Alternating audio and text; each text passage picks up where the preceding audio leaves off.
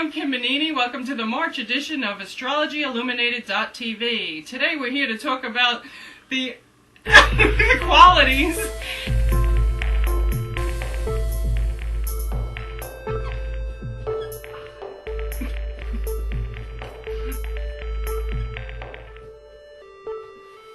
Hi, I'm Kelly Lee Phipps. And I'm Gary Caton. And we're here to talk about the qualities.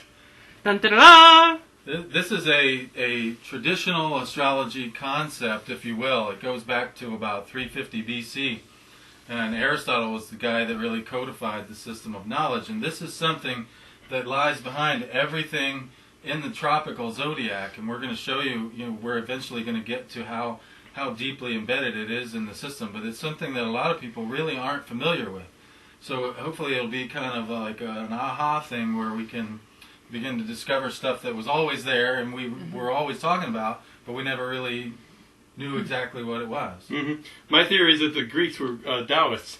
Yeah. Not that they went to China and got indoctrinated, but they went outside and they noticed that just the basic qualities of nature were either hot or cold or dry or wet, and these are the core qualities that really is the underpinning of modern astrology, but nobody knows about it. Yeah, and the tropical zodiac is an Earth-centered zodiac, whereas the sidereal is star-based. Mm-hmm. The tropical zodiac is Earth-centered. So to be coming from a place where you're talking about cold versus hot, wet versus dry, this is the kind of really earthy, really Taoist type almost awareness that gave birth to what people like Schmidt called the rational construct of Hellenistic astrology. And it's funny when you look at a chart. The middle of the chart is the Earth. And when you're standing on the Earth, looking out over the east, you see the ascendant, and things are rising over that ascendant. And when things are being given birth to, it's like they're coming into life.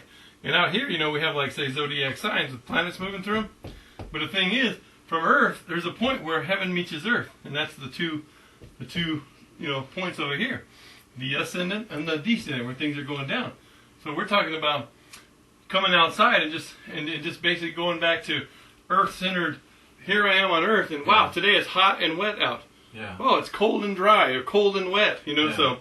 Psychologists would say it's a phenomenological approach. In other words, you're a small being on a vast planet looking up to bright objects circling overhead. That's the phenomenological perspective of astrology. And one of the things we want to show is that how the planets are part of this solar system as well.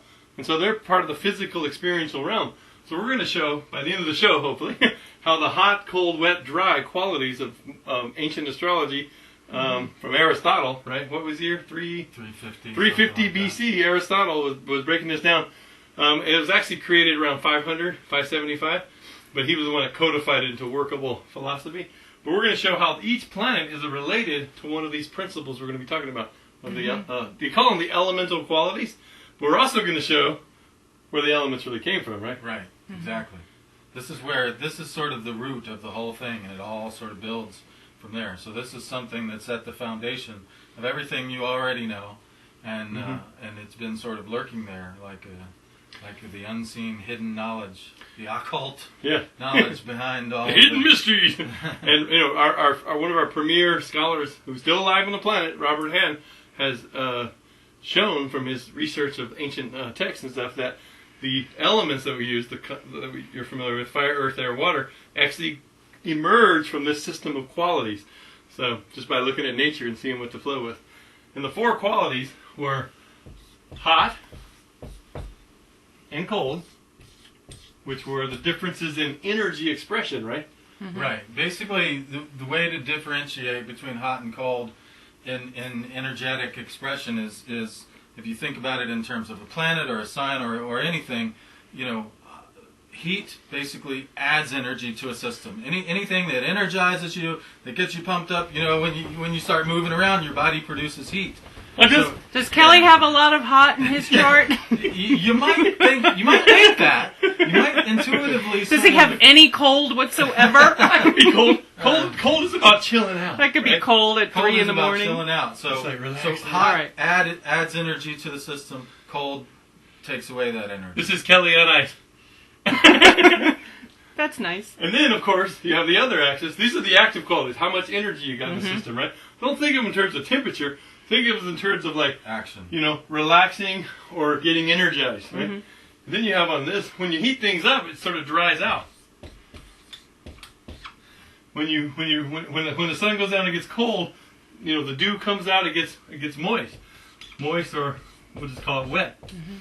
So you got wet, cold, dry, and hot, and it flows. But let's talk about the difference between wet and dry.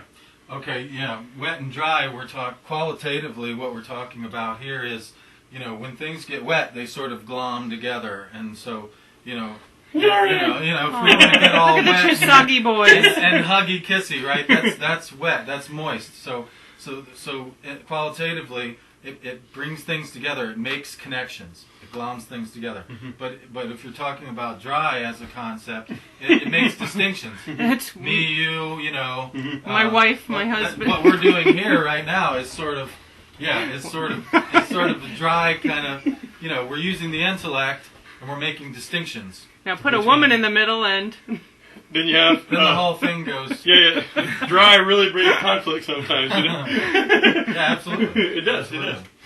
So these are the basic qualities that we're going to be talking about on the show today, and with that, we'll move on to some analogies that break this down even further. in the next segment, Gary and Kelly are going to talk and illustrate all the analogies of the qualities so that everybody can understand it better. Good. Hey, so we're going to be talking about some analogies to really describe how the qualities work in practice. Later we'll be talking about the keywords to interpret them and bring in the planets so you understand the planetary archetypes and how they're derived from a lot from the qualities.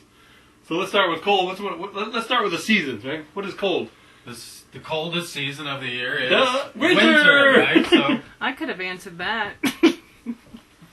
we have winter is cold. That's when energy is taken away from the system, right? The heat of the earth sort of radiates out into space. And it gets really cold and things relax.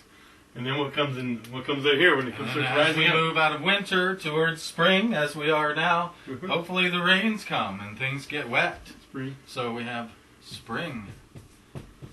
Springing to life. Is the analogy of wet in the yearly cycle. And then after spring, things start to heat up. We go from wet, and then we get up to hot. And on hot, that's when summertime comes. Summertime. Summertime. I think the same songs as you. Yeah. And then once the heat comes over the land for a while, and then finally it starts getting really dry, and that's when autumn sets in. The leaves dry out and literally fall to the earth. Yeah, and they break apart. They literally break apart. Dry, breaks connections. All right, and then another analogy of this would be the life cycle. The life cycle. Cold is when you're maximum not moving around much, like a baby in the crib, right? Right. So this is like sort of this birth. This is sort of the birth. This is when you're a little baby sitting there going, wah. This is the beginning of the cycle. But eventually you grow up and take responsibility for your own life, and then what happens here? That's like young adult, teenage. Yeah, adolescence. Think about it, if you want to think about it in terms of planets, Uranus is 84 years, which is roughly the human life cycle now in the developed world. So this would be the first quarter of that, which would be about 21 years.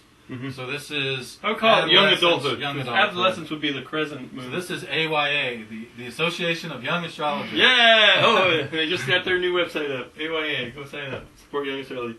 So is that adolescence, young adult? Yeah, exactly. Okay, yeah, that's what that says. I'm a strong. With a little dot. Yeah. All right, and then once you get to the midlife, your maximum energy. You got money behind you. They say life begins at 40. You're fresh out of your midlife crisis. You got the ad that says motorcycle for sale, only ridden for 6 months through midlife crisis. You're ready to go. And so the summer would be, adulthood. Mature. You're a mature. Well, hopefully you're a mature adult. Yeah. And you're ready to do your maximum work in society. Usually around 44, you have that Saturn opposition. Yep. From like 49, 50, Chiron return. That's when Blaschke said he had his whole vision and he started writing all Totally. his books. I think those 7 years, if you've done your work and you've grown, those 7 years of putting out your energy into the world as a professional, whatever you do, those 7 years are going to be your most powerful years. Start making some impact. Yeah, it's like the time of the matriarch, the patriarch. That's when you get to be the leader. And then you start getting older, and then you dry out, as Robert Hahn says, the great scholar of astrology. He says, and then towards dry, you get old. He goes, I can feel it now in my bones. I'm drier than I used to be up in here. You know? And he said, and then you get dry and cold, and then you're dead, and that's about as dry and cold as you get. But so this is the cycle of the elder. Old age, if you want to call it that. I know a lot of young people, or a lot of old people would refer to that as like, wait, I'm not old. I'm the wise elder. You know, because I've met older people who are 70 and feel like they're just getting started with their life. Like astrologer Ina Stanley. Oh, who does the online College of Astrology. She's been doing that forever. Yeah. And she's just like, I did an interview with her. She's like, I feel like I'm just getting started. You know, Carl Jung wrote his greatest work when he was 84. You know, some of his greatest stuff. Memories, dreams, and reflections. Yeah. So you know, the human lifespan, you know, is average 84 years. Well, 70 is the average in the 70s. But that's when we move into that last phase, that Pisces phase, like we were talking about in show number 1, where people dissolve. So this is that cycle of life. What would be the next cycle? What cycle were we looking at? Let me see. The daily cycle. Oh, the daily cycle. Okay. So the coldest time of day in the daily cycle is analogous from winter to midnight, and in the dark hours of the.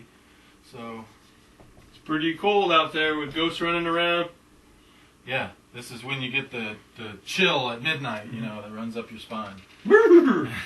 The dark. And as we move towards from winter to spring, the analogy in the daily cycle is moving from midnight to dawn.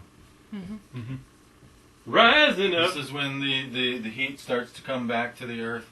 The Lion King gets on the hill and goes, yeah. "Hey ya!" La, la, la, la. When you walk out into the morning dew, so to speak, you know, that's that Grateful Dead song. Yeah, it gets all wet out there in the grass. Yeah. You walk out there, you go, "Dang, it's wet here. I should wear some shoes."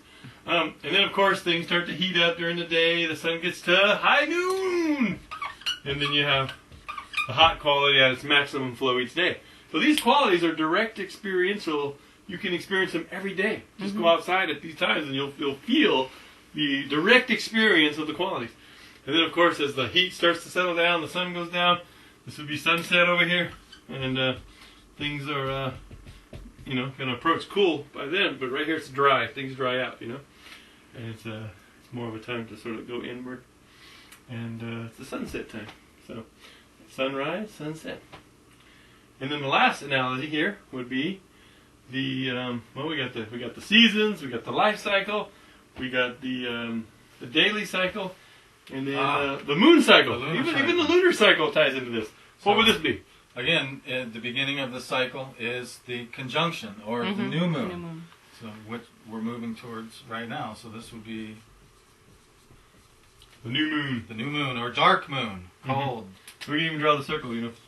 Fill it in. Yeah. There she is. And you know, if you draw the circle actually within the whole thing, right? If this is the dark half and this is the light half, we can do that at the end, I guess. It goes back to our first show about polarity, how everything in astrology is polarity. Well, the darkness, you know, cycling with the light over and over. You know, life is a rhythmic balance of this. So you kind of got the yin yang or the darkness. Yeah, totally. You know, this is the dark half of the cycle. Yeah. Wait, let me put a light in there. Yeah. Even within the darkness, there's some light. You know, so. Oh, we learned how to scribble. Yeah. So anyway, after the new moon in the moon cycle, we come to that first quarter phase, right? First quarter. I like to call it the waxing quarter phase. You know, because it's a crisis of action. It's time to do things. What happens at sunrise? What do? You get up and go for the day, right? Right. You're like, do. Is that how you start? Yeah, that's how I start. I'll be singing the Muppets in the shower, you know. I'll be like, bum, bum, bum, bum, bum, bum, bum, bum. And Gary, how do you start your day? A little mellower? Not like that. He's a mountain man. Well, your Mars is in Taurus, though, right? Yeah. So his Mars is elementally in the sign of Taurus. I gotta have my coffee. Yeah. First thing. Yeah. Me I gotta too. have my coffee. If you try to get me to talk to me or even just look at me before I have my coffee, me. I'm like The Aries comes up. Yeah. That's what I'm like. My Mars is in Sagittarius. I can go from the bed to the computer talking to the world in 0 to 60 in like 5 seconds. You know. Yeah. Like woo. Yeah. I'm like, oh my god, I forgot. I'm in my towel. Okay. Anyway, so first quarter leads up to gradually building up to the full moon phase. which is the beautiful phase of maximum light, maximum glowing expression, fulfillment. Yep, big old circle, no color again. And then, of course, the full moon gradually fades to that disseminating phase, and then comes down into what we call the last quarter phase. The quarter moons are really interesting because they have a line down the middle. And the moon is about flow and curves. And when you have a straight line, logic, down the middle, it's time for decisions. Every time I look up into the sky and see a moon with a straight line down the middle, I always say it's crisis time, it's decision time. Right. If it's a waxing, it's an outward, actional kind of decision that needs to be made.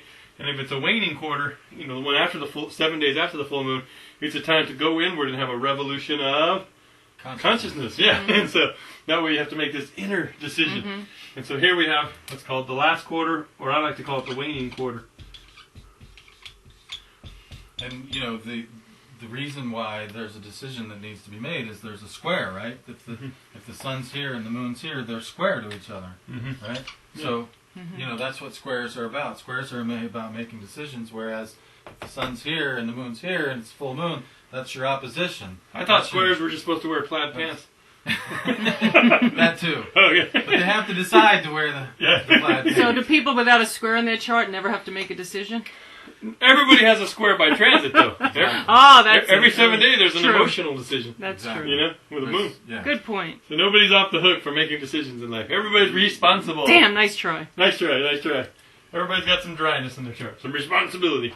You even here? So if somebody doesn't have any squares in their chart, though, they may have some difficulty making decisions.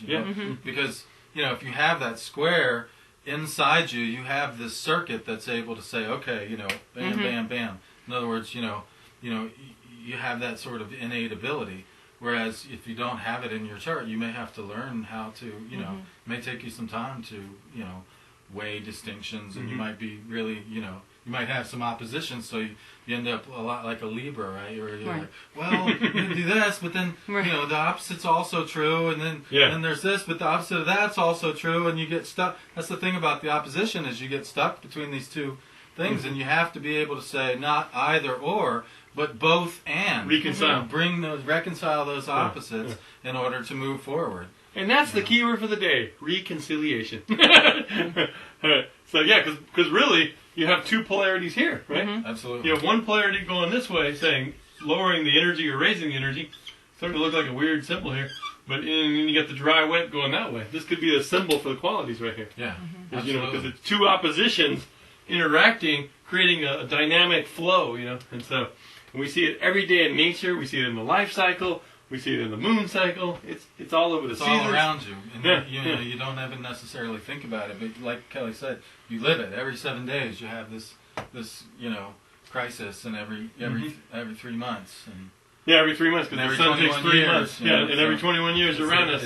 Time is not linear. Saturn, 7 years. It's a spiral. You go from 7 days to 3 months to 21 years, and it's just like this ever widening. It's an amazing life, all wedded together, here we have. And we'll be right back to give you some really powerful keywords to start working with this in charts. Segment. Wait, don't start it. No. Okay, you're going to be saying, in the next segment, Gary and Kelly, Kelly and Gary, whichever one to say, are going to be talk about the analogies. Illustrating, because we really illustrated, right? Astrology. Illustrated some. Some analogies of what? Yeah. Illustrating what? Four analogies for the qualities. There you go. Ready? Go. Now Kelly and Gary are going to talk about core keywords for the qualities. Go, guys! Okay, next we're going to be looking at the qualities from another angle. Just basically giving you 3 main keywords for each quality so you can actually start using them. And let's start with cold, Gary. What do you think? All right, so if cold lowers the energy, then basically what you're doing is, if you're out here bouncing around when you're nice and hot, when you start to cool off, that's when you got to sit down and relax, right? That's kind of like if we looked at this as an exercise analogy we could have gave. Cold's when you first start, your you're tight, You got to start wet. You got to start wet, moving around a little bit to get warmed up, and then you get hot. Then you're in your workout, and then you got a cool down phase, dry out. Yeah. Couch potato phase. So cold is basically relaxed or relaxes. Right, big, because we only have 3 words here. As a quality. There you go. Yeah, so it relaxes you. It relaxes. Good for Mars and Taurus. Listen, cold, chill out. And the whole point of the relaxing is that you're coming to this cold part of the cycle, like winter time, is conservation of energy, right?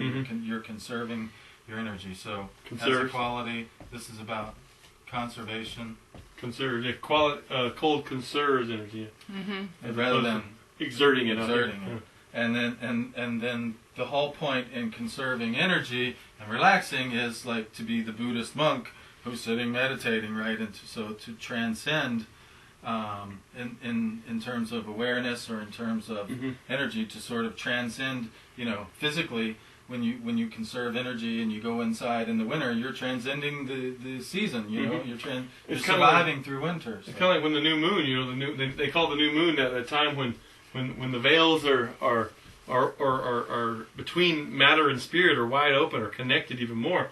So it is a time of transcendence when you're planting that deep seed of that new moon. Right. Or even coming into life as a baby. You're transcending where you came from, and you're literally transcending that dimension to come into this one. Exactly. That's good to look at new moons as a newborn baby every month. Yeah, in wintertime. It's the seed of the cycle. Yeah, the seed is being centered. And then, as we flow toward the spring of wetness, then what are some good keywords for wetness? Well, as we said before, wetness is about, rather than making distinctions, it's about, bringing things together. So basically, there's a quality of blending. How am I going to be a blender? Can I just... blender! Somebody hit the button! Kelly's wet is everybody's hot. The average person's hot. There's a quality of wetness to the quality of... There's a quality of blending to the quality of wetness. And you ever drop the spoon in the blender? The wooden spoon? Yeah, that's what... Yeah.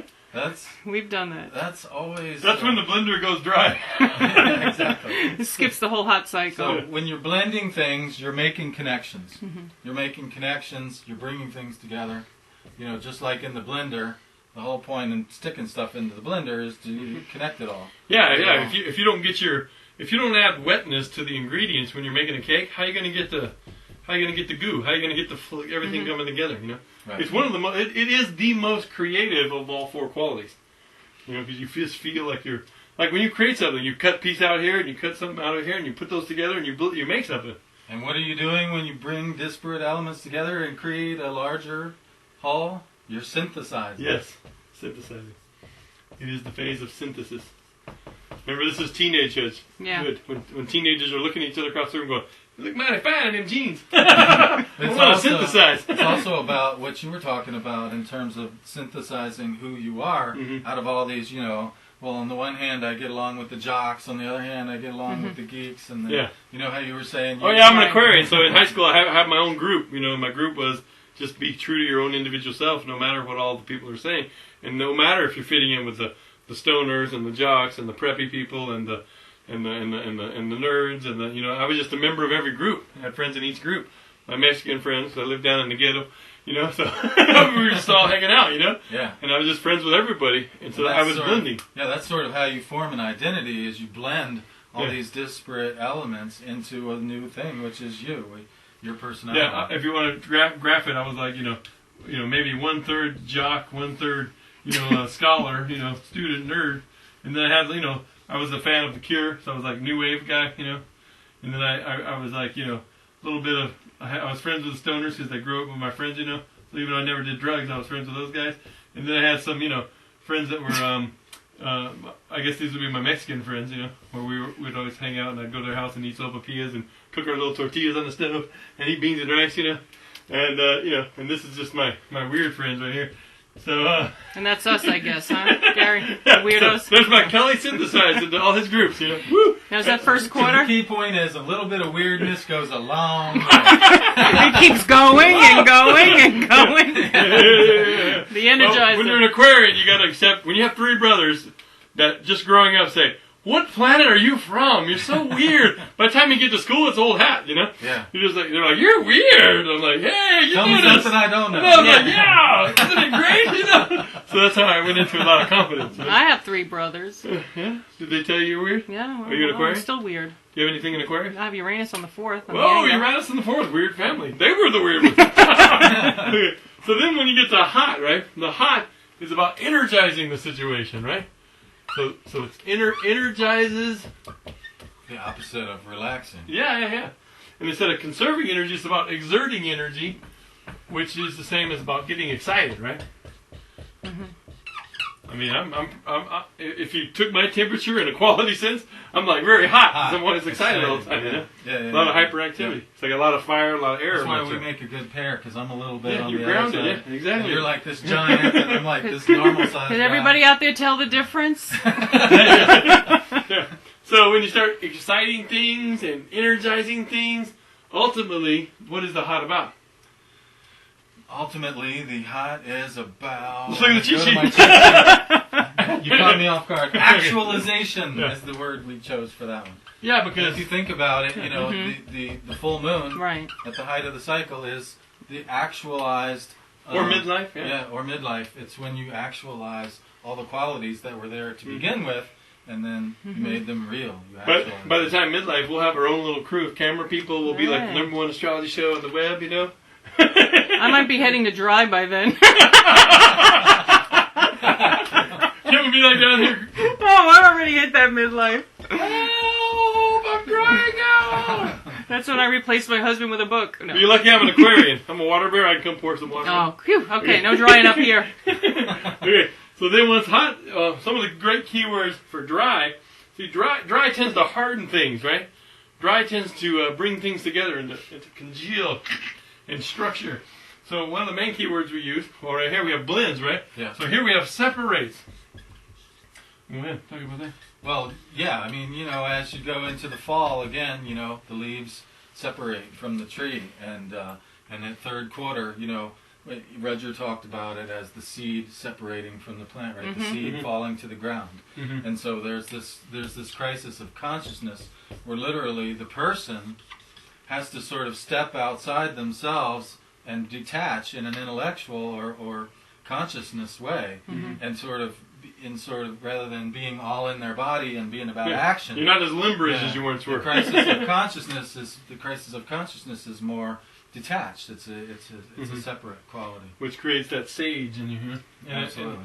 And then the next thing we have over here makes connections. So this one pretty much breaks connections, or if you want to say it in a more positive way, it makes distinctions. Yeah. Right.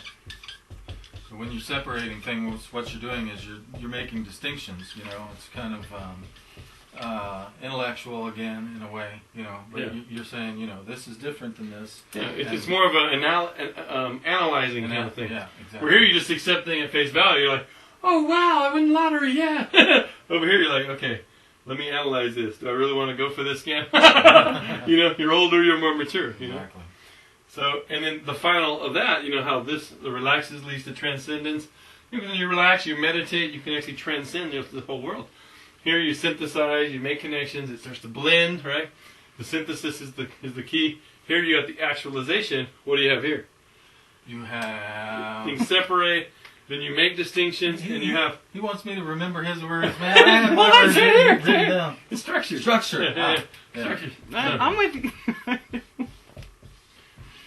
So people born on those phases are more that type personality too, it would seem. Wouldn't it? It would seem, yeah. I mean, look at Kelly. He's the make connection, so am I. And you, what are you? The moon phase, I'm gibbous. Oh, so you're there too. Synthesis. Yeah. Because, I mean, you know, I got a little bit of Hellenistic astrologer in me. I got a little bit of psychological astrologer in me. Right. I mean, well, if you look at the moon phase, together, right? If you divide this into 8 phases, you know, you have the new moon would be all about this transcendence, but the crescent moon would be like transcendence, but moving towards synthesis. Right. Then you have total synthesis, gibbous phase, where you're born under. I was born under the total synthesis phase, pure synthesis, making connections. I'm always making connections for all these disparate fields. You're at the end of synthesis, but heading towards actualization. Right.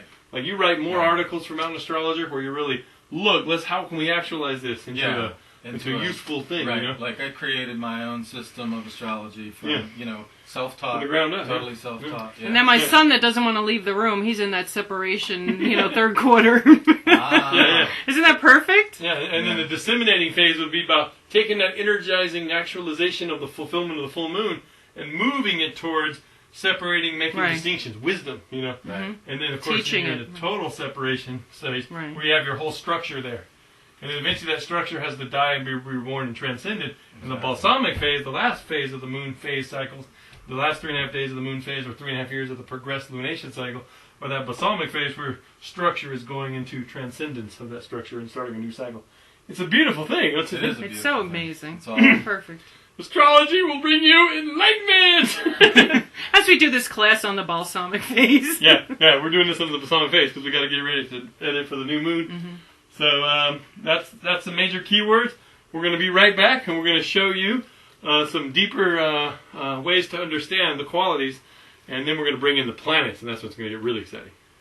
Now we're going to be talking about more on the qualities with deeper keywords and synthesis, right? Yeah, we're going to go through kind of a whole progression of keywords with each one of the qualities, so you can kind of see what it is at its most base level, and then what it is at sort of higher vibration. Yeah, Gary and I spent like 3 hours the other night on Skype breaking this down and like meditating on it and working together to really create a nice flowing synthesis to understand how each quality sort of unfolds its own essence. Exactly. Through like 5 phases, you know? Right.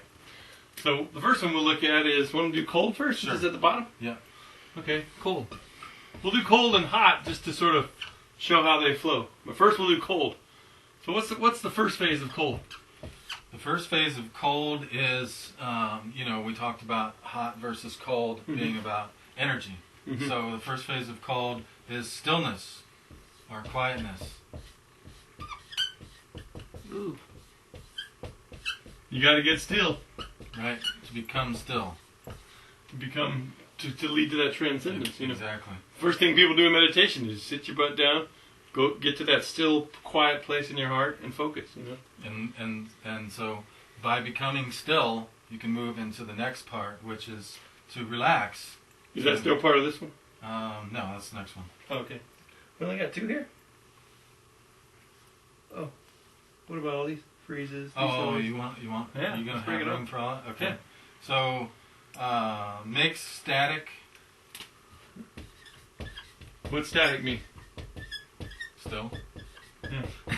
Static universe. And then what else? It's not just stillness. It's like the opposite of potential energy, right? It's like static. Freezes, decelerates. Decelerates. Oh, and there's even freezes goes with it. Yeah. Because cold freezes, you know. Right.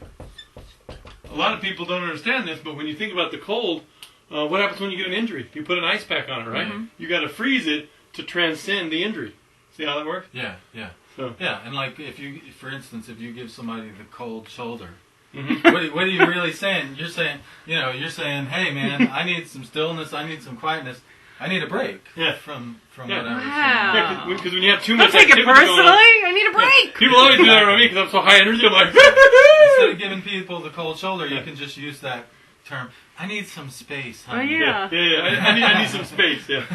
Talk to the hand. All right. So number 2. What's the next phase? To be at rest is to rest. And to be at rest is about conserving, relaxing.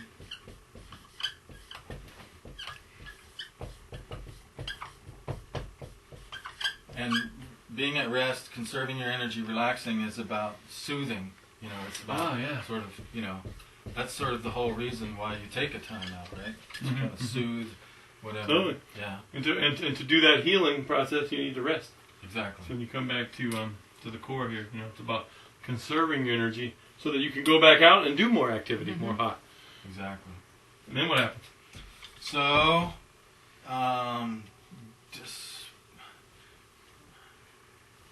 dude. Can't read right? I don't know about these words. Dispassionates. Go. And then what happens at the third phase? So once we come from this soothing place, we get to a sort of dispassionate place. Dis means let, no passion. Right. You're not jumping around, hollering, going, yahoo! You Right. just roll. After that quietness, it's almost like an inward illumination. Yes. It's inward illumination, reflective consciousness. Sort of like an inward, reflective state. Yeah. Life, you need these in life. And your word for that was endarkenment. Yeah, because we always talk about enlightenment, but we never talk about endarkenment. You know what I mean? Yeah. I wrote that once in a poem where I was just talking about endarkenment, and I was I like that. yeah, because in a way, you can see the process of endarkenment as going back to the dark matter core of our souls that's connected to the dimension that will never die and pass away. It's the eternal realm. Diving into that. Yeah, this is going into that. Is that a new word? Is New that word, in the dictionary? endarkenment. Endarkenment. If you want to turn dispassion into a verb, we'll say this dispassionates things. Instead of impassions, it dispassionates. Right. Are there any words that came up with this? I forgot. Basically, it's all about healing, right? Oh yeah, because once this happens, that's how the healing process happens. One time a medical kinesiology student said that, you know how healing really happens? It's not the ice pack. You put the ice pack on, and when it gets down to this level of where the cells can do their own inner illumination, he goes, when you take the ice pack off, and then the opposite of cold, the hot comes back in, the blood comes back and warms, and it soothes the cells and regenerates the cells. So it's the cold-hot focus that brings the total healing, but you need this step first. Right. And so by going through this process of endarkenment, it leads to clarification, clarifies, concentrates. Yeah, it's kind of like you've had your alone time, and now you feel more clarified, and it concentrates energy here. Focuses.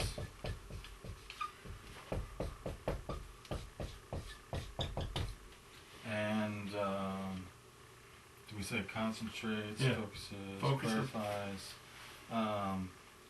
Yeah, so it's sort of like this is where you really start to reach that state of meditation.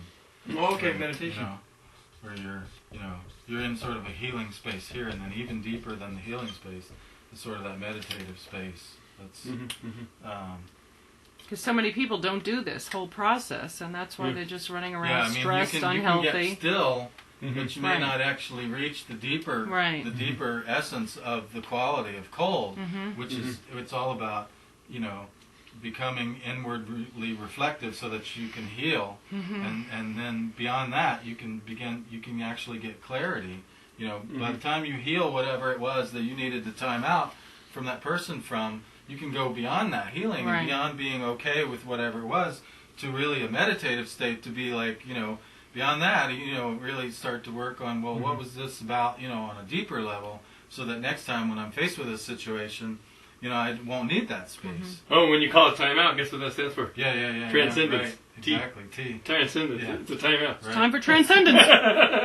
And so the ultimate goal of the process of cold as a quality is to get to a state where, it's about transcendence, and it's about, sort of imagine an imaginative place of imagination. Yeah, imagination, dreams. Where basically where everything becomes possible. So it's like the seed. We're back to the seed stage. Possibilities, potential. Yeah, potentializes. Okay, potentializes. Yeah, it fills you with potential. So yeah, exactly. So by going down into the cold, what you're doing is you're renewing the process. You're reaching a new state of potential, which is the seed. The seed represents potential. And some of the planets that relate to this process, on the dry side we have Saturn. We're going to talk about these later. And on the wet side we have the Moon and Neptune and Venus. I know we were going to bring these in later, but we're going to bring them in again on the big diagram. But just to show that these planets do this process. This healing process. Sometimes you need some Saturn. Absolutely. Alone time. Solitude. Yeah. So you could add solitude around here somewhere. Where would solitude be? Probably right here. This stage. Yeah. Well, solitude is different from being alone. Solitude is sort of the celebration of being alone. Whereas loneliness would be sort of the if you feel lonely. Who is it that said, I can't remember, but somebody said, if you're bored when you're alone, you must not be in very good company. Yeah. Somebody told me, one time my kid told me I'm bored, I'm like, how could you ever be bored? I mean, look, create a world, How could you ever be bored? Write adventure stories, That's my daughter's favorite line. Well, this is good for marriage counseling. Honey, it's solitude, it's not. Yeah. I'm healing. And the reason I like 5 stages, because in the Oriental, they have this five elements. They have Earth, right? And their elements aren't elements as in the archetypal psychological sense. They're phases in the process of change. So Earth feeds. Actually, they start with what do they start with? They start with fire. Fire this is their symbol of fire, feeds earth because it creates ash, Okay. and then earth creates metal. This little symbol When you here, combine the fire and the because it earth. congeals, and then the metal, as it dissolves from water, minerals, and then it feeds the water, creates minerals in the water, and then the water feeds the spiritual element, the wood, the tree, right? And so you have a tree, and so the wood feeds the fire.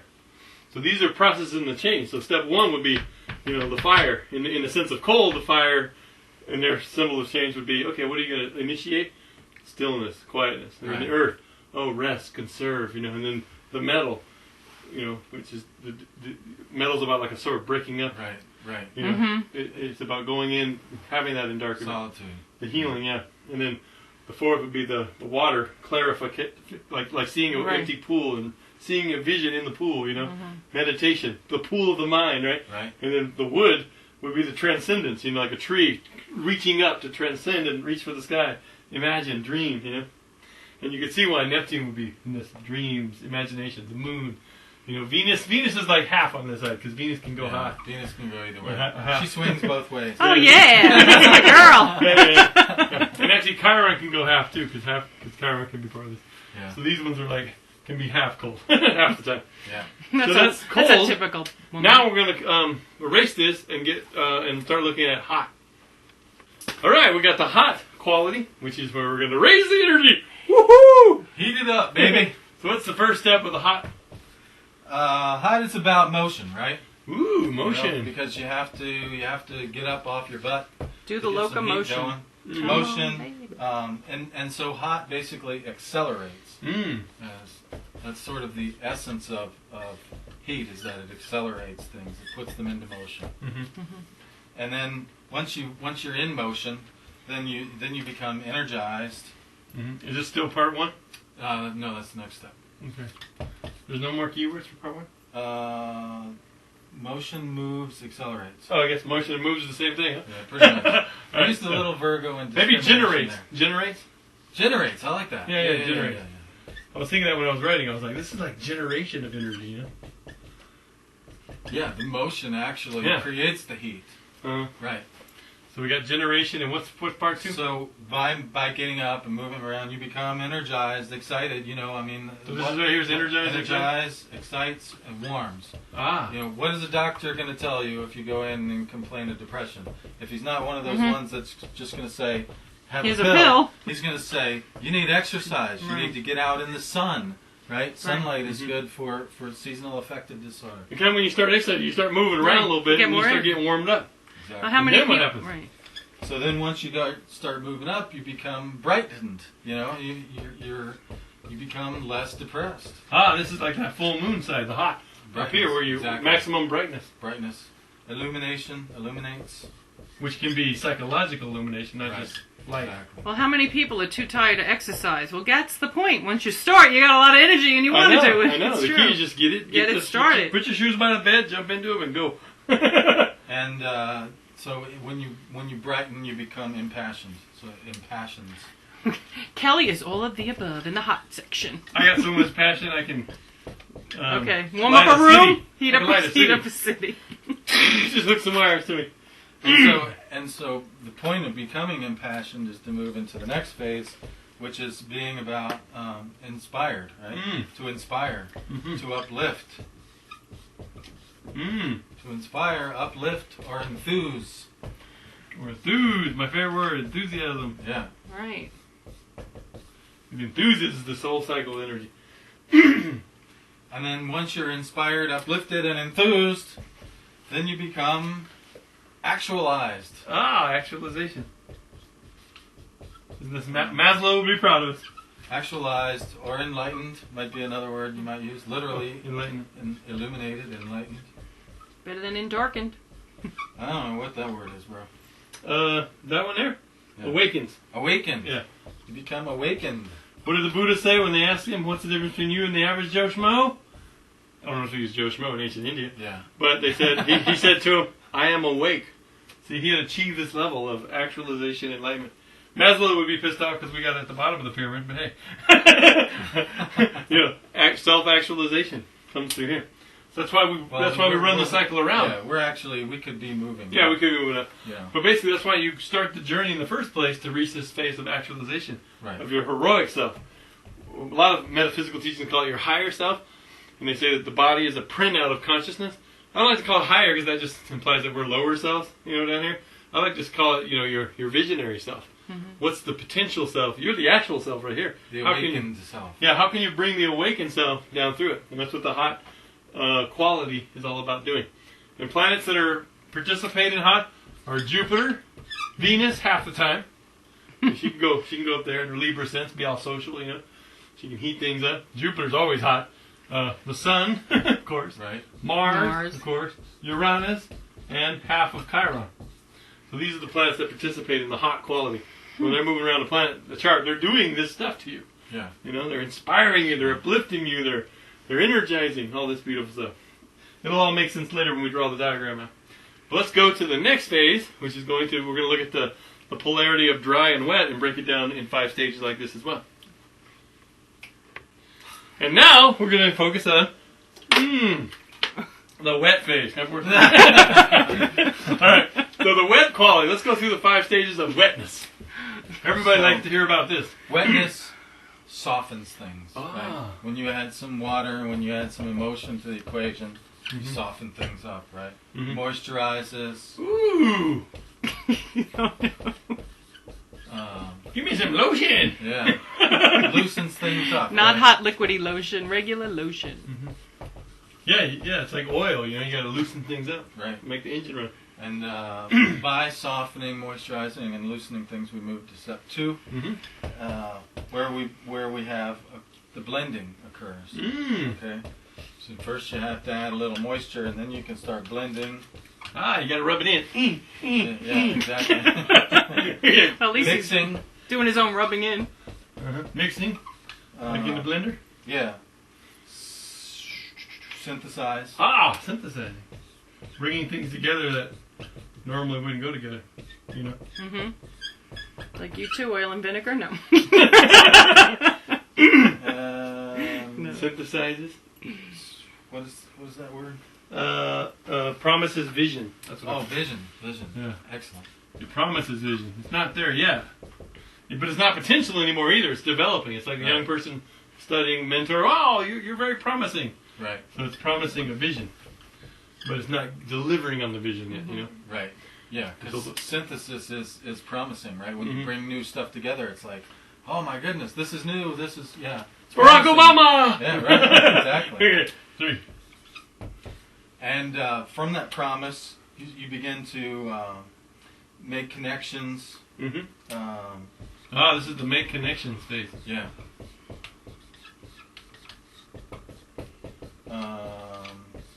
You begin to bonding. So after everything's mixed up, then it starts to really bond. Like when you make, for instance, when you put herbs in something for like if you're going to marinate something or whatever, they got to sit in. It's got to sit in there for a little while to get the essence of the herb. Or like when I marinate like tofu, poke some holes in it, let it soak in. Yeah. Let it soak in. Any other keywords for the number 3 phase? Number 3, inclusiveness. There's an inclusiveness here. By poking holes in the tofu, you let the tofu include the sauce, Right?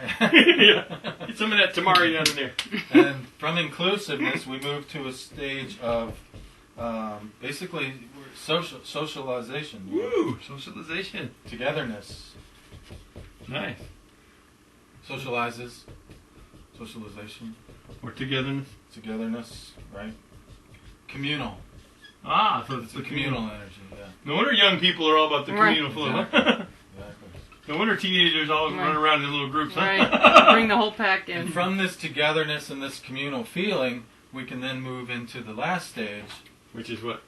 Which is about the creative process. The inventive, the innovative. So this is inventive and innovative? Yeah. Because you're blending all this stuff, all these new connections are coming out, right? Right. Innovation. Innovation. That's why. Genius. That's why a lot of people are hiring the young people. because they want that innovation that they see the young people. Exactly. Like a lot of old people don't even want to log on to the internet and check their email. Even, that's a hard to get. Like my dad still has the trouble checking his email once in a while. But the young people are like, how will they survive without a BlackBerry? You know what I mean? I didn't even have a BlackBerry yet, but I'm like, whoa, innovation, and this inspires the genius, right? And in the old Roman times, genius was never a word used for people. It was always used for like an unusual cave. It was always used for places that had a sacred, like a uniqueness about it. They go, this is a place of genius. And then they saw people like me walking around with a lot of Aquarius in their chart, or you with your Aquarius rising, and they're, that is a weird one. He's a genius. He must be a genius. Yeah. He liked the cave. He liked the cave. So what else we got? Anything else? Is that good? That's good, I think. Okay, cool. So stepping beyond. Basically, it's about stepping beyond. Moving beyond. What. Well, it's kind of a threshold over there. Yeah. Moving across, like the guardian on the threshold, facing exactly. that. And that's a creative process of moving through. So that's the wet What phase. planets are we? Oh, the planets are over here. Well, Jupiter, of course, and Venus. Venus can be cold or hot. Jupiter's hot, but they're all wet. They all like to make connections. This is why Jupiter's a planet of opportunity. It's actually the only planet that's purely wet, connection, and hot, making uplifting. That's why it's the big planet of opportunity. But and on the bottom, down in the wet or in the cold zone, we have the Moon and Neptune. They're very wet, The Moon and Neptune, the god of the ocean. Yeah. Poseidon and the Moon. Yeah. Emotion, wetness. You can just see that these planets all like to do this process of moisturizing and blending. I can see my next transit when I'm talking to someone. Jupiter is crossing your Venus, coming to moisturize your charm. That could be a literal interpretation, though. It's your opportunity to get wet. Socialization, That's why when Jupiter, say, crosses your Venus, you're getting such a beautiful time of togetherness with others. Beautiful relationships. Right. Whereas Saturn comes along and dries that out, we're going to see what Saturn does next. Huh? Right. So we'll be right back with dry. Dry. And now we're going to be talking about the dry quality, which is the opposite of wet. Thirsty? We're going to dry this man I'm all out. dried off. Now I can see. Okay. It's going to take more than that to dry him up. All right, what's the first one? Hey, how about I get old and get some wisdom one day? One day. When things dry out, they harden. Ooh. Right? So they become parched. Ooh, parched. Like in the desert, huh? Yeah, exactly. And there's a quality of tension. There's a quality of tenseness that goes along with that. Mm-hmm. And so the next step from becoming parched or tense is to move into a state of separation. Oh, the next. Yeah. Get your own bed. As the soil hardens and becomes parched, it gets all those cracks in it, right? It starts to crack up. Hey, one time I got glasses because I started getting headaches from light sensitivity. I'm a mystic, and the light was killing me in Mexico. So my mom made me go get me some an eye exam, and I figured I needed glasses. So first day I got the glasses, they said, come get the glasses, and I put them on. I looked at my mom and went, Mom! I didn't know you had so many cracks in your face. She's like, take those damn glasses off! But I could actually see, her oldness, that she had hardened and got all parched, and old people are a little more tense, Yeah. But then the separation comes from that need for more alone time. Right. You're not ready to go to the party every night like when you're wet, Okay, so what else? Separation? And separation allows you to sort of be discriminate. Like a Virgo thing. Yeah. Or all the earth signs. Well, I was just thinking all these older couples that get separate beds then, they always have twin beds in their bedroom. Yeah, my Right? stepmom and my dad, because he snores too loud, It's like separation. Okay, anything else with stage 2? And discrimination allows you to analyze. To begin to analyzation. sort of, so why are these things different? What is the purpose of these differences? These discriminations that I've made. So the whole dry quality is a process of leading toward this breaking things down, analyzing. Right. So it's about breaking connections. Okay. Which doesn't have to be a negative thing. Yeah. How did you describe it before? In a positive way? Making distinctions. Okay, yeah, making distinctions. Which goes along with discrimination, but now you're doing it. You discriminate and you decide what category. Exactly. We could even say, forming categories. Right. Kind of breaking it down on, like the table of the elements, the periodic table. You know, when you start putting stuff into categories like that. Well, this whole show here is just about us forming these Pretty categories. much, yeah. So this is a very dry show. It's so boring. Oh. We're trying to make it fun, but we're really categorizing the qualities so that you can really use them. So what happens after you categorize? After you categorize, then you have... You can't teach without Capricorn. You build a card catalog. What is this? This is warfare, conflict, singularity, aloneness, limits, restraints, and politics. Oh, right. Remember the space? Right, yeah. Once you form categories, you're a Republican or a Democrat. Then you got politics, baby. We're skipping that because that fiery Mars energy is going to come out. What else? Conflict, politics, warfare. Mm-hmm. But the whole thing is it's about limits, right? Yeah. It's about making boundaries. Yeah. What are the limits? Even in mathematics, when you're studying mathematics, they go, "What are the limits of this function?" Right. Take it from 0 to infinity. Right. And by doing that, they find areas, they analyze, they figure things out. They define the limits. How much pressure can this piece of metal take on it? Right. How much tension? Right. You need to know this earthy, dry stuff. Yeah. What are some other keywords over here? On the fourth stage. Yeah. What was Restraints. that? Oh, restraints. Yeah. Yeah, because once you have these categories, you're like, you can't vote Democrat, you're Republican. Yeah.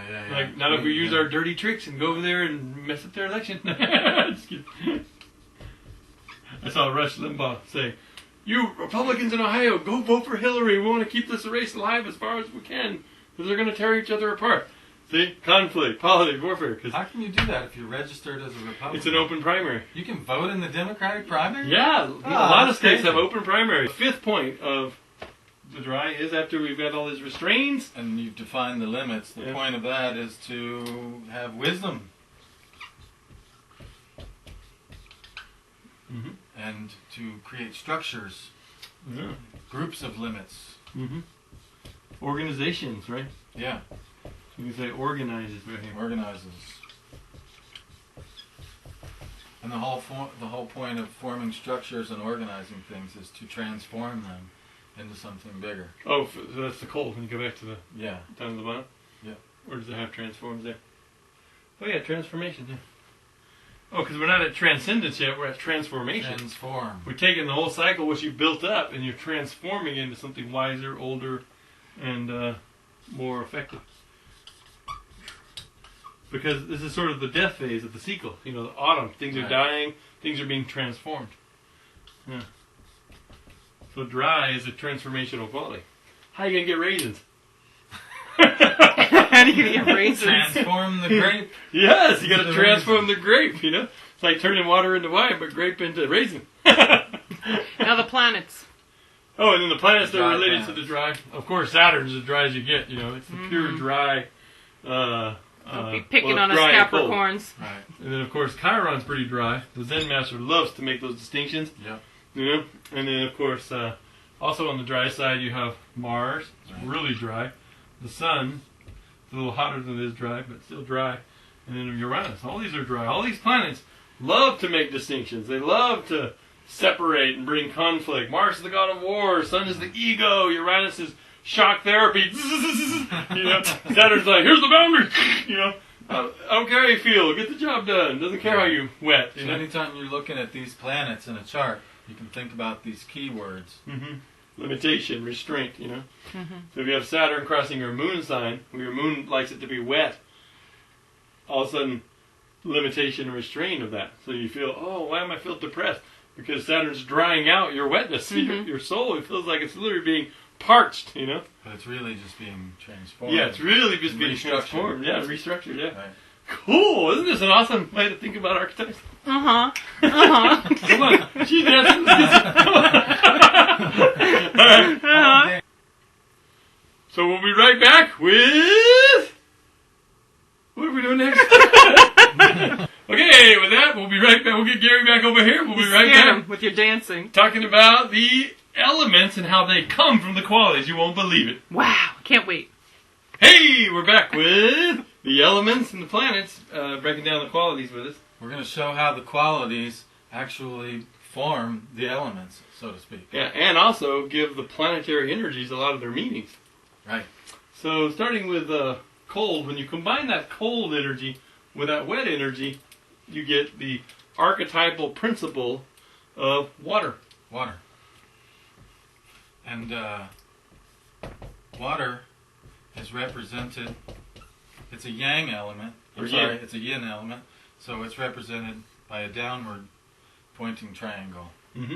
It's pure yin. It's pure yin, cold and wet. And then as we move from wet towards... Which is also called moist. When you think of moist. air. Moist. Right. Moist and hot. Right. As we move from wet becoming hot, then we're talking about air. You know, what holds all the moisture, right? Right. You know, we talk about the air's level of moisture, you know? Humidity. Depending on how much heat has melted how much water. You know? Exactly. And so air is a yang element, an upward facing triangle, but it's not pure yang, so we've got the little line through it there. And then the hot combines with the dry to create the fire element.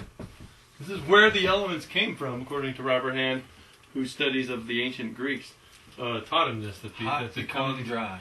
Yeah, and the symbol, the metaphysical symbol for fire was pure yang, you know. Pure yang. And so there's the fire element. And then, of course, yeah, so hot becoming dry, you can almost feel like the baking of clay in an urn to create a structure, you know. Yeah, forest becoming desert. And then, of course, down here was where they came up with the concept of earth. They went, oh, when you get dry and you get cold, that's earth. You know, the earth is dry and cold. It's like congealed, cold, and not in the temperature sense, but in a coming together sense. And the metaphysical symbol for that was yin, with a line down the middle. So the opposite of air. See. So that's actually where the elements come from in astrology, from the qualities. Most people learn the elements and the modes, and they don't even hear about the qualities. Yeah. And yet, this is the core of the system, you know? One of them. This is sort of where, this is before even everything that you learned from the beginning. Yeah, totally. This is the true beginning. And it gets even better when you start putting the planets in. Let's start with the moon. Where does the moon go in this whole The situation? moon is cold and wet. Because it likes to lower the energy, but nurture and bring things together. And that's, yeah, exactly. If you go back to the beginning where we were thinking about it, when you're thinking about a planet, just think, does it add energy or take it away? And the moon basically is... And the planets were called gods. Do the gods take it away, or do they give it? Do they give it? Right? So the moon is cold. Yeah, we read and in the wet. middle there. She's very watery, right? Mm-hmm. Give it. Mm-hmm. There's the moon. And then, of course, we have the sun, opposite that right here. Hot and dry. Yeah, because... Adds energy and makes distinctions. Yeah, and like the sun symbolizes the ego. Like, I am an identity. Here I am, distinct from someone else, right? Right. So there's the sun, you know, spirit with a point, symbolizing manifestation of that spiritual as an entity. So, you know, the sun, and what does the sun do? It dries out. You sit in the sun all day, things are going to dry out, right? And it's going to be hot out there, right? Whereas the moon, in the biblical, right up in Genesis, it says that the greater light was created to rule the day, and the lesser light, the moon, was created to rule the night. And in astrology, when you're born at night, the moon has a little more strength in the chart. If you're born in the day, the sun has a lot more strength in the chart. So, pretty cool. And then we have another polarity. What's this one? Wet and hot. Yep. And that's Jupiter. Yeah.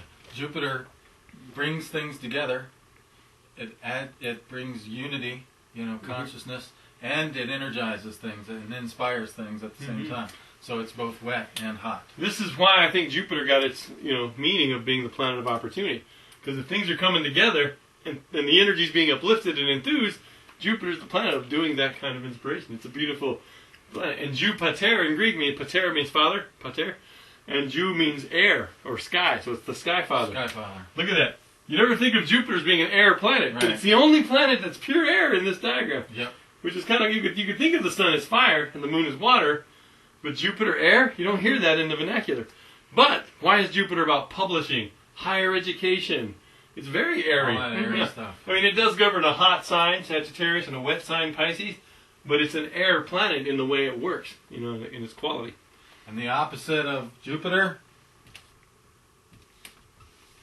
Good old Saturn. Good old Saturn. Father time. That's what their Saturn right there. there. I like to put a little hat on it.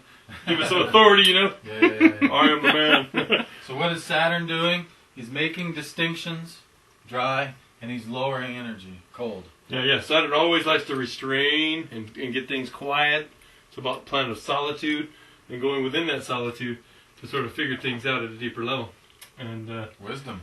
And it's even, look, matter over consciousness mind. You know, you can think of this arc as the arc of the heavens, you know. And so Jupiter is the arc of the heavens over the matter, you know. So you can see that in the symbol right there. Sky god, yeah. Yeah. This is the Earth god. Yeah, good old Saturn. Phonic. So those would be the 4 strongest planets by transit or progression, you know. I think these by progression, these by transit. Yeah. And then when you go to the other planets in the system, we go to Venus and Mars, right? Okay. Venus, actually, to the ancients, Venus they always knew was wet. Because Venus is love, the goddess of love, art, she aesthetics. brings things together. Yeah, so she was always, you know, in the kitchen cooking. Venus, goddess of love. She's over here, right? But they couldn't decide whether she was, you know, very airy or very hot or very cold. Because she could lower the energy in her Taurus sense of like, let's relax, chill out a little bit. Peace, you know. Back Eat a rubs, good meal, massages, sit back and burp, you know. hot tubs. Wait, hot tubs up here.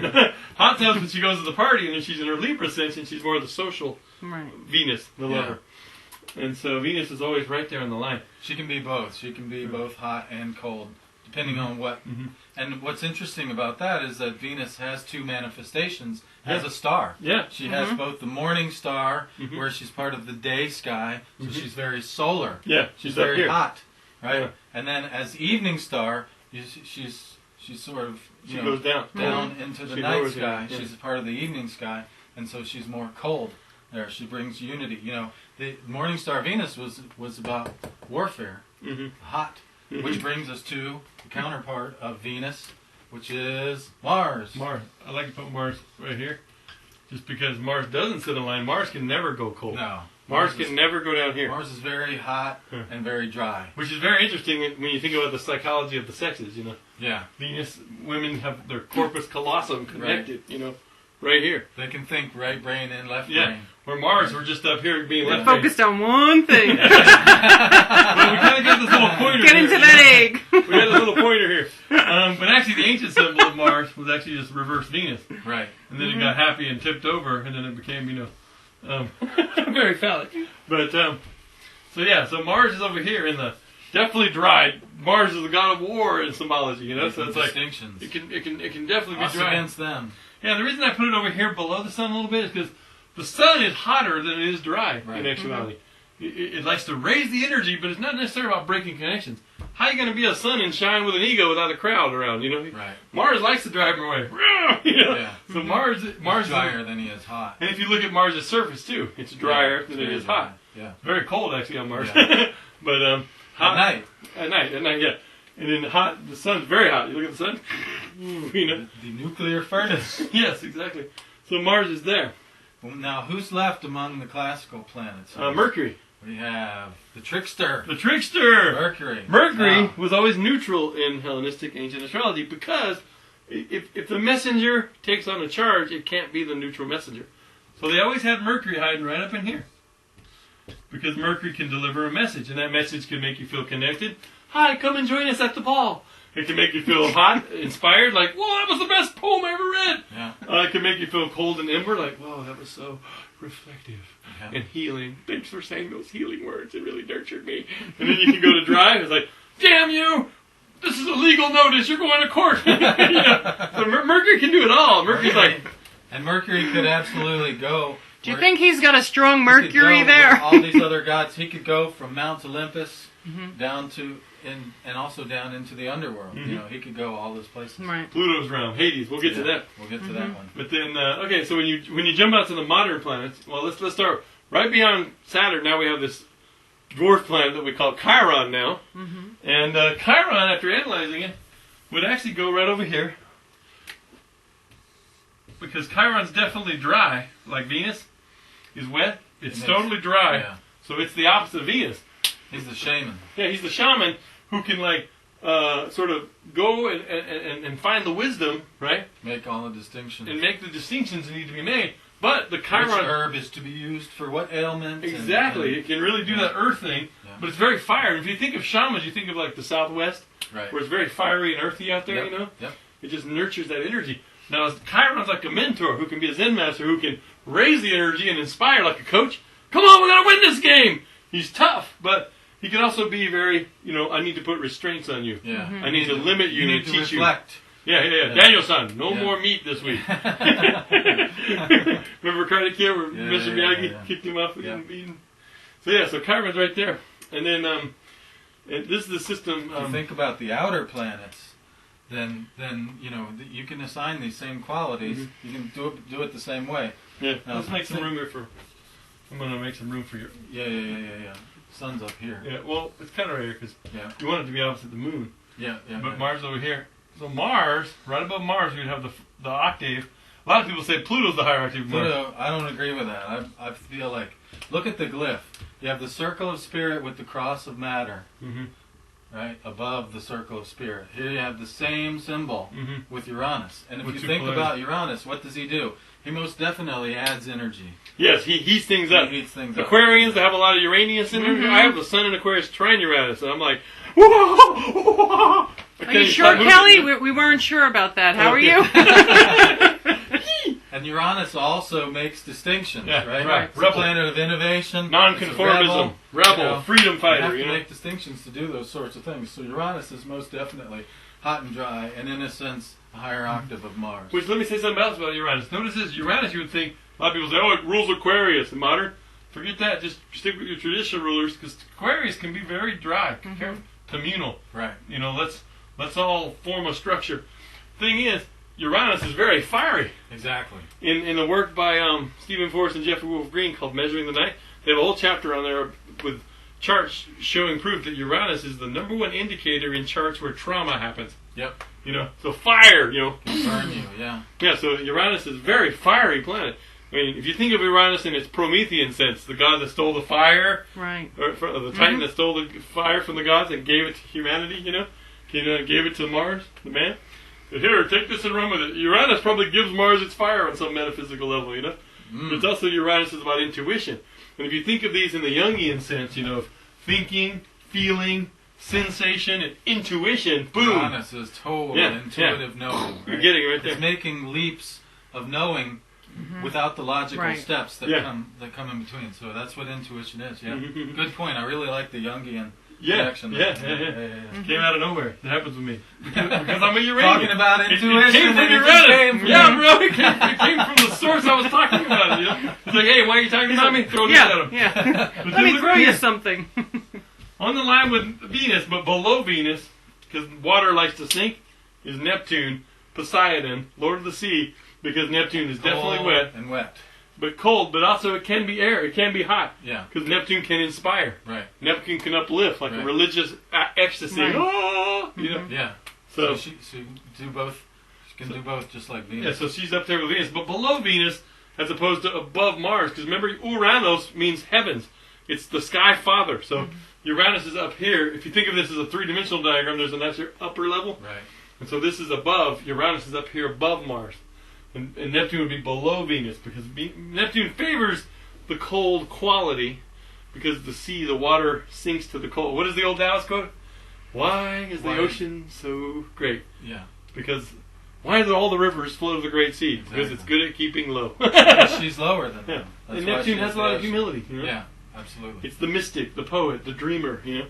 And look, artistically inspired with Venus there. Yeah. And so I do buy the whole thing about Neptune being higher octave, or lower, if you will, of Venus. I mean, absolutely. Yeah. Because artistic energy, but this is visionary artistic energy, coming from, as it says here, another level. Yeah. I even have an article on my website, dreamastrologer.com, where I explore Venus-Neptune aspects in the heliocentric chart. Whoa. And it's like 3 out of the 4 Beatles have it. Wow. Vincent van Gogh, all these are, I have this whole list of people with Venus-Neptune in your heliocentric chart. It like shows from heliocentric view, from view of the sun, creative source of the system. Venus and Neptune is your purpose. That's why you're here, You're the artist. It's funny because I have Neptune conjunct Jupiter and Mars. And so my Jupiter air mental inspiration here is connected with Neptune, which makes connections between Mars, which is connected to this fiery intuition. I'm just getting all these insights all the time flowing at me with that triple rare conjunction. You know? So it's Nice. like gluing together the Jupiter-Mars. Yeah. So Yeah. it's a really cool system when you think about this. It totally revolutionized the way we do Well, we astrology. got a couple guys left. Oh yeah, don't forget. Okay. Pluto, of course, would be, Uranus, Neptune, divine mind, divine love. We got divine will, which works down in the unconscious, which the ancients called the The underworld. underworld. So below Mercury, three-dimensional diagram here, you have, let's trace this little line here. We have the planet that symbolizes the body, the mind, and the spirit. Pluto, rebirth, regeneration, comes from the deep underworld, So, and Pluto, the reason why Pluto's in the middle of Mercury, because it's connected to all of them. Pluto can get you wet. It's the god of sexuality. Pluto can get you hot. It can destroy like Kali. It can raise the energy like a volcano. Boom! It can definitely dry some stuff out and break some connections. It's the planet of death. And it can be very cold in the underworld. It can be very quiet and get you very Just in a like space. Mercury, he can kind of do it all. I would say... Oh, remember cold, one of the keywords? Frozen. Yeah. Hades. Yeah. He can even go up into the air realm and snatch himself a bride, right? Yeah, back in the old days, hell wasn't hot. It was frozen down there. Yeah. Then the Christians came along and added some Jupiter inspiration. Woo, it's hot down there. That's the only reason it's hot. And then, as we know, now, as the astronomers have corrected us, and I think it's a very good distinction. Yep. Pluto is now a dwarf planet, because he doesn't have his own orbit. He goes inside of Neptune's orbit. Yeah, and I was meditating on that last night. And what I realized was that Pluto needed to be small. Because what it is, it's the power of the small, like a disease, Right. And space has its own fabric, its own mystery. We don't know about the power of just empty space. It's almost like equal to the power of atom can blow up. Yeah. Power of space Dark has matter. power. We're going to learn about the power of dimensional space later in our evolution as a race. It's going to be the key to star travel. But what Pluto's doing out there at the edge of the solar system, it's almost like an invisible hand of God, or the divine being, playing the instrument of shadow space. Real subtle. But when it comes down to our level of it, it's like whoop boom. It's like so powerful because at that tiny level where the universe has been being orchestrated and created on that dark matter level, it's like that's the source. All of us, I think, have a fragment within us that's connected to the dark matter. It's the core, that part of us will never die. It's like the immortal part of us. Yeah. Well, if you think about it on a cellular level, you have, everybody knows that you have, a nucleus, and then you have all this electron cloud, right? Yeah. And these electrons, you cannot predict where they're going to be at any given time. You don't know. Uncertainty principle. Uncertainty principle, right? And in fact, they blink in and out of existence almost in a way, and so. They're as much not here as they are here. Yeah. And since, this space between the nucleus and the electron, it makes up most of your being, of your physical body. Yeah. You're as much not here as you are really here. You're not even here. I don't see me. I saw a great cartoon once that had this mad scientist and the chalkboard with equations everywhere, and the caption said, "I just proved I don't exist." That's Pluto, right? Yeah. Existential awareness, so man. Fun. But we're not done yet. What the got corollary of Pluto that we have now said the partner of Pluto on the dwarf planet realm. Ceres was discovered in 1801, and we made her a planet, and then we found out she's actually just about roughly a third of the mass in the asteroid belt. But there's all these other bodies, so they were like, well. She can't be a planet because there's all this other stuff there. But now the astronomers have come back and said, no, she is a planet. So Pluto got demoted, she got promoted. Yeah, and so Ceres is very much like these two. She has all of the I used to have her down here, cooking in the watery zone, But she's the bringer of the seasons. Yeah, that's what Homer called her in the ancient Greek. Bringer of the seasons. And if she's the bringer of the seasons, she also has to bring all four equally. She can't be connected to just, say, winter or just spring, A lot of people want to label her as just the bringer of spring, but the fertility. She also brought fall through her weeping for her daughter. Yeah, the harvest, too. Exactly. So Ceres is sort of there. And it's interesting that Ceres would be above, too, just like Uranus, because it's almost like Gaia and Uranus. Yeah. Having their own little connection here, So you got all these players. You got Sun to Moon, You've got Jupiter polarizing with Saturn here. Venus and Mars are doing their own little weird dance here, you know, just like males and females can't ever figure each other out, you know. It's kind of interesting. Sometimes she's here, sometimes she's there. Well, here's the thing with it. It's all her fault. I had an insight about relationship. And what it was that when a man meets a woman at the party up here socializing, right? Oh, this is great. She's just kind of hanging out and being all like, "Hi!" And she's like really electric and alive. She's hot. But then She's hot. But then, She's hot. We can get her home. But then when they form a commitment and things become this, I think that the woman, the Venus, becomes the moon, the mom, right? Mm-hmm. And Mars jumps into the sun, the father. So you got mom, dad right here, right?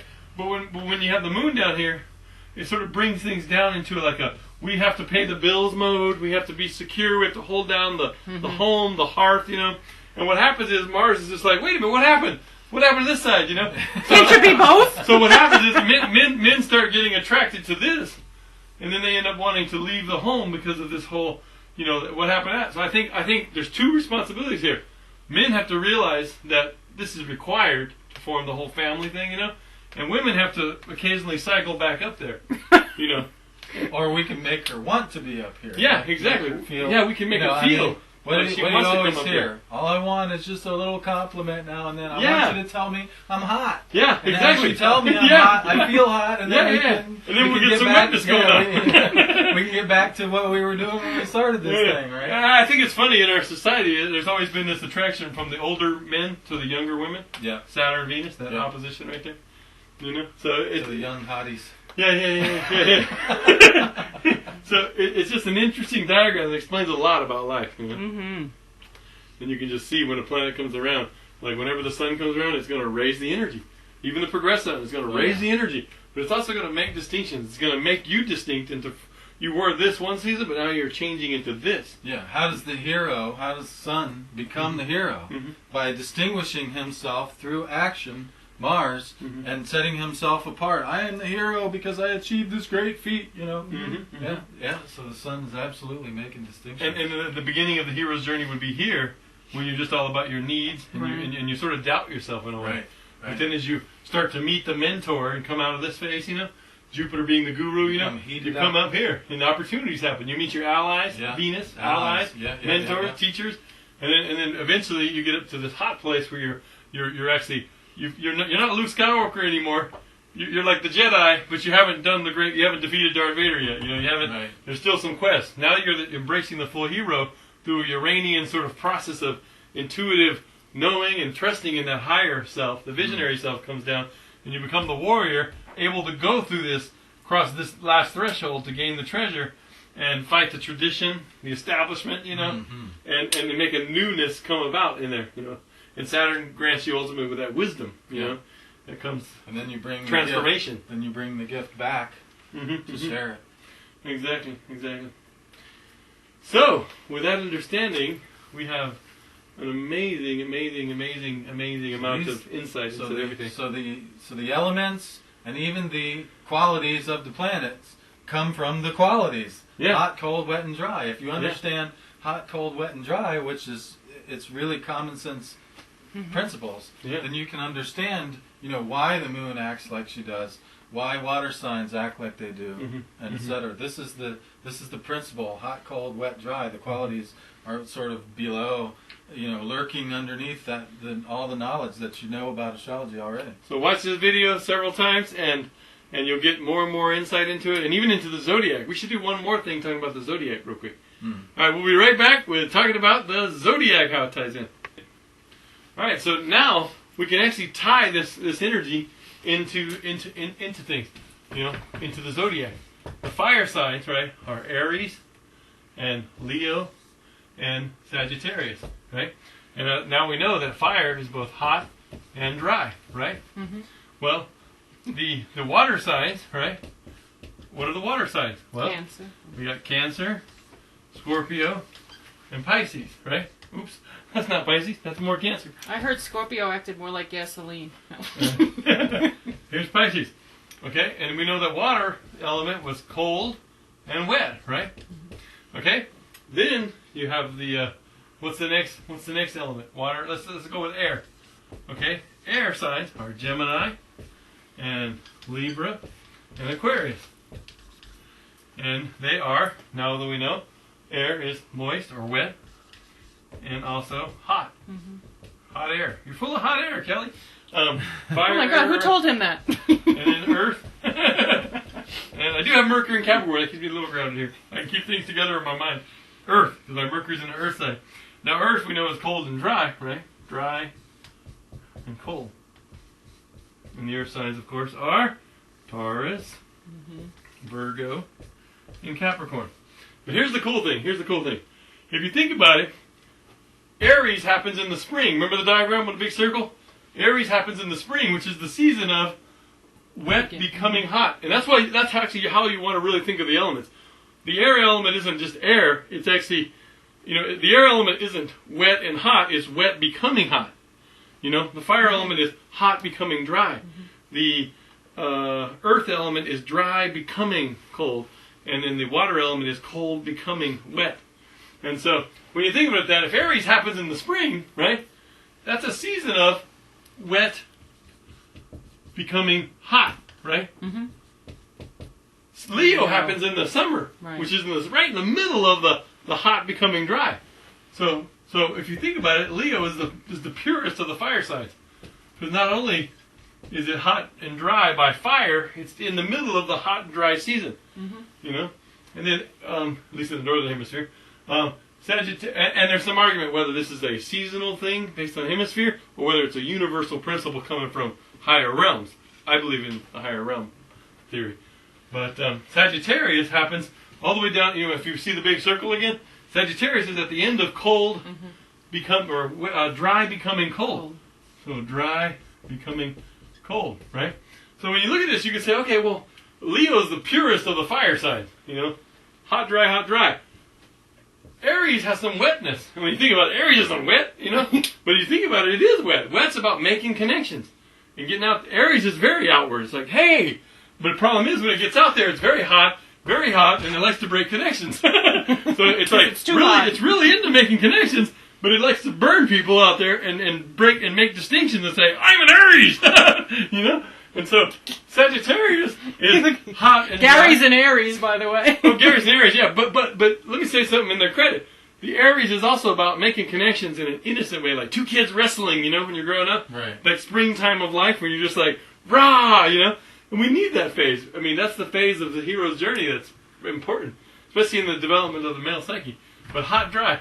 Look at Sagittarius. Sagittarius has more dry than it has wet. And dry is about wisdom. Scholarly wisdom. See, this is the time of the year where it's colder, so you like to go inward more. So this would be the sort of the fire sign of the scholar. This one here would be more of the warrior. You know what I mean? So it's interesting. You have a lot of Aries, I have a lot of Sag. So scholar and warrior coming together. And then when you look at water, look at okay, Cancer. Cancer happens at the top in the season of hot becoming dry. Hot becoming dry. So look, cold, wet, hot, dry. Cancer is one of the few signs that has can operate on all four qualitative realms. The nurturer. It can really nurture all these different expressions. Scorpio happens down here. After where Saturn was. It's the dry becoming cold. Breaking connections and going inward. That says cold. So look, Scorpio's very cold. Frozenness of the water sign of death. This is cold and dry as you get, right? It's wet like all water signs. Especially if they don't get what they want. Yeah, but you ever pissed off a Scorpio and see how cold they can get? But cold in the sense of what? Transcendence, remember? Yeah. The principle of cold is ultimately going in, healing, transcendence. Scorpios have the most powerful resistances available, and they're very resourceful, because they can tap down into that cold.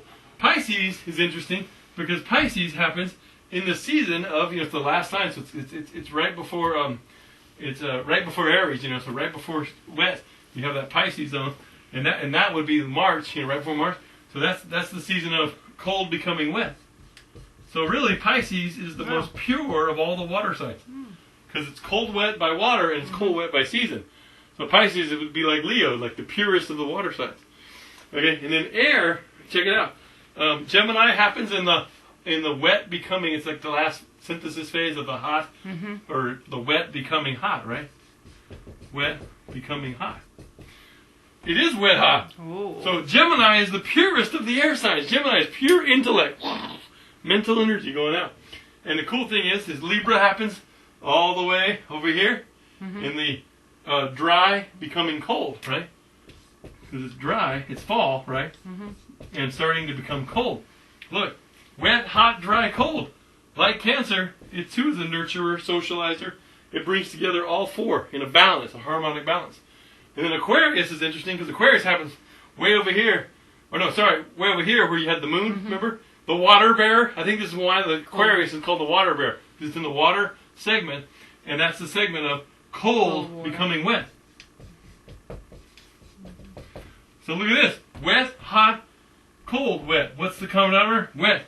Aquarius is the wettest of the signs. And what do we say about wet? It's communal. Yeah. Remember? It likes to bring things together. Aquarians are always like saying, let's overcome all of our differences and bring everything together and form a communal thing, you know? My goal in life as an Aquarius is to create a communal university. So yeah, so it's very wet. And then out of the earth signs, Taurus happens right in this still trips me out. The one trip Taurus happens right where Jupiter is up there. Which might explain Jupiter's like sensuality, you know? Because Taurus would be right smack in the middle of that spring season, which is wet becoming hot, which sounds like Jupiter. But look at that. Dry, cold, wet, hot. It's the same as Libra. And look, Venus governs these two. And Venus is very diplomatic. She can shift. And the moon. The moon governs Cancer, and Venus governs these two. These are the only three signs. Cancer, the healer. Libra, the artist, diplomat, peacemaker. And Taurus, the builder, gardener, grain person, provider. And they're all, they can do all four. Which is kind of cool to see that moon-Venus principle there. In essence, being wet, you know, doing it all, flowing, you know, and then of course Virgo happens in the right before Libra, so it's in the hot becoming dry, and almost all the way there to dry. And what do you get? Well, you get dry and more dry, which we said is wisdom and distinction and analyzation, and Virgo's the sign of analyzing the hell out of things, you know, just like breaking things down into the parts, you know, being the Zen master, the trainer, all that stuff. The mentor, the craftsman, you know. So it's got that. It's got some heat, you know. Got some cold, but that's about they balance out, and the common denominator is the dryness of making distinction. And then Capricorn happens all the way at the bottom. You know, the bottom part here with the cold. It's cold becoming wet, right? Cold becoming wet. Well, cold. Wait, so none of them are dry, cold. Oh yeah, no. No, you don't. Interesting. Yeah, only in the southern hemisphere, if you do the seasonal thing, do you get that Taurus is, because down there, Taurus happens in the wet becoming, the dry becoming cold season, because you know it would be dry becoming cold over there because if you go to the southern hemisphere, everything's opposite. That's if you do it by seasonal. But yeah, there's no pure earth sign, which is interesting because fire, water, and air are the divine elements. You know, God's always in mythology and stories coming out of like a burning bush, you know, water pouring out of a rock, you know, or, you know, a magic cloud up on a mountain, you know, air. These are the divine elements. This is the earth element, you know. So it's interesting that this one doesn't have its correlation like that, a pure earth element. But it is cool that Capricorn is cold. Capricorn is pretty cold, but if you think about it, transcendence, or what is it, transcendence? Capricorn has a hermit-like wisdom of the hermit that can go down into that place to be alone and then do that healing thing and transcend this world. So Capricorn, I always see Capricorn as like the hermit going down deep into the woods to find the core truth and then bringing it out, not just staying selfishly in the solitude, the aloneness, as you say, and then planning your work to work your plan. So like a mirror reflects the wisdom found in the woods, you know. So you gotta go down here. So cold. It's interesting that Scorpio and Capricorn both have cold. And those are some intense signs, right? Yeah. Scorpio's like, you know, very like, it's got that barb, right? And it has an intensity about it. It would just freeze you with a stare. And Capricorn, too. Capricorn's like the boss archetype, you know? Like, oh no, the boss isn't approving of me. So those are some intense cold in that sense. But imagine, now you can look at the zodiac with whole new eyes. And next week, we're going to be talking about how the elements tie into the zodiac with the modalities. And you're going to see the same kind of, well, not next week, but next month, right. The April show. We'll be talking about. Actually, we should film it on the spring equinox or something. I don't know, right around there. But it'll be about the elements and how the modes and elements that we've derived this week are going to show you even more about the zodiac. This is just a preview right here. But it's a very interesting preview when you look at it. That's a mouthful of a preview. Yeah. It's a big preview. All right, come on, everybody, come in Say here. goodbye. Yeah. We'll get you in the middle. Oh, good. Monkey in the middle. All right. And that's our segment of Astrology Do we bow? Sorry. And that's our segment of AstrologyIlluminated.tv. Anything you guys want to final say? Take a bow. Wait, oh good, no bald spots. You guys are good. Yeah, we're good.